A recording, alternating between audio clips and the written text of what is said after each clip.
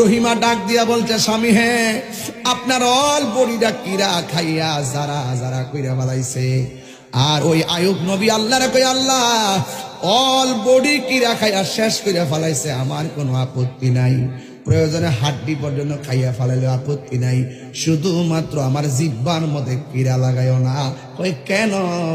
কই জিহ্বাটা ভালো থাকলে আমি তোমার জিকির করতে পারবো।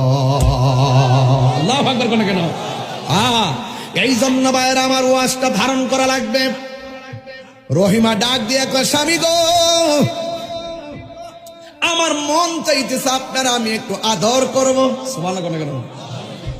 ও রহিমা, অল বডি পচে গেছে, তুমি আমারে কিভাবে আদর করবা? ও স্বামী গো, আমি আপনার পিঠের মধ্যে একটা চুমা দিব, চুমা। রহিমা